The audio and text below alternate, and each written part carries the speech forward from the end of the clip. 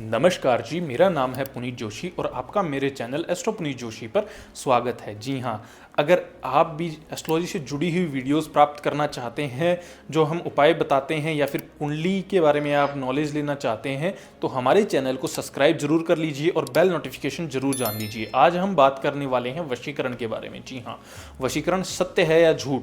अगर आप भी इसके बारे में जानना चाहते हैं तो वीडियो को आखिर तक जरूर देखिएगा। वशीकरण एक ऐसा शब्द है जो कि संस्कृत की शब्दावली से निकला है, जिसे वशी प्लस करण। जी हाँ, वशी एक अलग शब्द है और करण एक अलग शब्द है, इसको जोड़कर ही वशीकरण जो शब्द है वो निकलता है। वशी का अर्थ होता है वशीभूत और करण का अर्थ होता है करना। इन दोनों शब्दों को मिलाकर एक वशीकरण शब्द है उसका उत्पन्न किया गया, उसका एक नया नाम निकाला गया कि वशीभूत करना, यानी कि दोनों शब्दों को मिलाकर एक ऐसा शब्द मिलाया जिसका दोनों का अर्थ एक ही बन जाए और एक शॉर्ट फॉर्म में उसको समझा दिया जाए। जी हाँ, वशीकरण दो प्रकार के होते हैं, एक साप्तिक और एक तांत्रिक। और वशीकरण के दो रूप होते हैं, साप्तिक तांत्रिक। अगर आप साप्तिक रूप से किसी व्यक्ति पे वशीकरण करते हैं तो उसका कोई नकारात्मक प्रभाव नहीं होता है, लेकिन अगर तांत्रिक रूप से किसी व्यक्ति पर आप वशीकरण करते हैं तो उसका नकारात्मक प्रभाव जरूर आता है, उस व्यक्ति के शरीर पे आपको देखने को मिलता है। और किसी भी व्यक्ति पे किसी गलत भावना के साथ आपको कभी भी ऐसी क्रिया करनी भी नहीं चाहिए, क्योंकि वो कहते हैं ना, बुरे कर्मों का बुरा नतीजा होता है। जो हमारे कर्म होते हैं उनका फल हमें यही भोग के जाना है। अगर किसी का नुकसान करोगे तो उसका गलत परिणाम भी आपको जरूर देखने को मिलेगा, क्योंकि भगवान सब कुछ देखता है, वो अंधा नहीं है। अगर हमारे दो आंख है तो उनके चार हैं फिर। जी, अब बात आई कि वशीकरण की। वशीकरण की दो विधियां होती है, एक साप्तिक और एक तांत्रिक। जी हाँ, साप्तिक विधि से करते हैं तो उसमें क्या होता है ना, हम किसी व्यक्ति को प्राप्त करना चाहते हैं, हमारे कोई रिश्ते खराब हो गए हैं, तो हम उस व्यक्ति पे ये चीजें कर सकते हैं जिससे कि किसी का कोई नुकसान ना हो। लेकिन जो तंत्र विधि करते हैं उससे सामने वाले व्यक्ति का नुकसान होना तय है।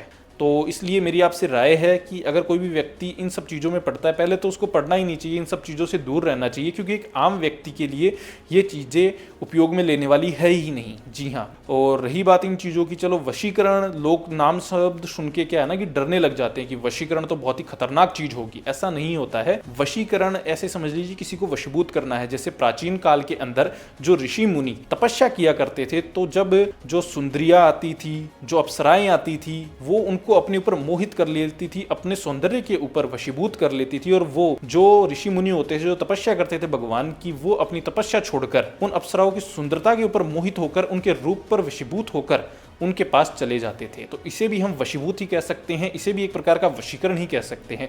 लेकिन उससे उन ऋषियों मुनियों को कोई नुकसान नहीं पहुंचता था, इसलिए ये कोई गलत विधि नहीं थी। लेकिन इंद्र ये क्रियाएं कराता था जिसकी वजह से कि उसके जो इंद्रासन पर है कोई नुकसान ना पहुंचे। इसे भी एक प्रकार से हम समझ सकते हैं, फॉर एग्जाम्पल, कि सही और गलत क्या होता है जिससे सामने वाले व्यक्ति को कोई नुकसान ना पहुंचे। जी हाँ, अब आए वशीकरण के लक्षण के बारे में बताते हैं। अगर किसी व्यक्ति पे कुछ काला जादू या कुछ वशीकरण या कोई ऐसी चीजें की गई हैं तो इसके लक्षण क्या होते हैं। उस व्यक्ति की आंखें हमेशा लाल रहेगी, उस व्यक्ति का शरीर हमेशा थका हुआ रहेगा। वो व्यक्ति कितना ही काम कर ले या कितना ही आराम कर ले, ठीक है, उसको हमेशा ये लगता रहेगा कि मेरे अंदर कुछ खालीपन है। ठीक है, वो व्यक्ति किसी से बात करना पसंद नहीं करेगा, उसका चिड़चिड़ा स्वभाव हो जाएगा। ऐसे लक्षण अगर आपके किसी व्यक्ति पर आपको दिखाई दे रहे हैं तो इसका समाधान भी है। आप एक छोटे से उपाय करने शुरू कर दीजिए। आपको करना क्या है ना कि उस व्यक्ति को जब भी स्नान कराएं, उसके कपड़े धोएं, तो उनके अंदर जो पानी होता है उसके अंदर थोड़ा सा नमक डाल दें। ये करने से नकारात्मक प्रभाव है वो नष्ट होता है। हनुमान चालीसा का उस व्यक्ति से पाठ कराएं, ठीक है, और बजरंग बली के मंदिर के अंदर मंगलवार के दिन उसको भेजें और उसके हाथ से दिया जलवाएं और वहां पर किसी व्यक्ति से दान करवाएं। ऐसा करने से जो भी किया कराया, कोई नेगेटिव साया है उसके ऊपर, कोई नकारात्मक चीजें हैं, उन सब चीजों का नाश हो जाएगा। जी हाँ,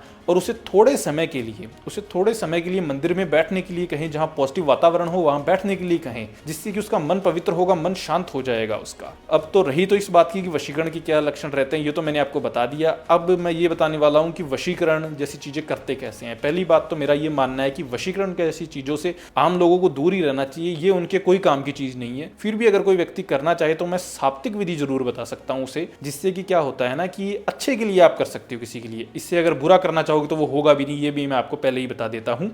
इसमें करना क्या होता है ना कि अगर आप किसी व्यक्ति को प्राप्त करना चाहते हैं, कोई रिश्ते खराब हो चुके हैं, या फिर आपको ऐसे लग रहा है कि वो व्यक्ति गलत तरीके से आपको छोड़ के चला गया है, आप उसे पाना चाहते हैं, ठीक है, अपनी बातचीत सुधारना चाहते हैं उस व्यक्ति के साथ, तो ये विधि आप कर सकते हैं। इसमें क्या है ना, आपको एक पान का पत्ता, 4 लौंग, 2 सुपारी और 1 कपूर की टिक्की ले लेनी है।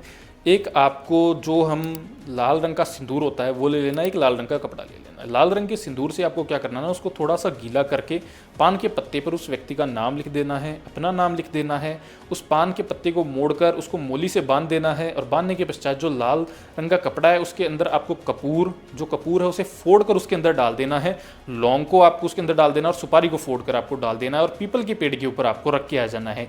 यह करने मात्र से ही आपको रिजल्ट 5 से 7 दिनों के अंदर देखने को मिल जाएंगे। जी हाँ, लेकिन किसी के नुकसान पहुंचाने के लिए ये विधि का प्रयोग ना कीजिएगा, ये भी मेरे आपसे हाथ जोड़कर दरख्वास्त है। क्योंकि कई बार क्या होता है ना कि हम क्या चाहते हैं कि अपने लोभ लालच में आकर, अपने स्वार्थ के अंदर आकर हम सामने वाले व्यक्ति का बुरा करने चले जाते हैं। जी हाँ, और अगर आपको हमारी ये वीडियो अच्छी लगे तो हमें सब्सक्राइब जरूर कर लीजिएगा और हमारी वीडियो को अपने दोस्तों मित्रों रिश्तेदारों के साथ शेयर जरूर कीजिएगा और बेल नोटिफिकेशन जरूर दबा लीजिए। राधे राधे।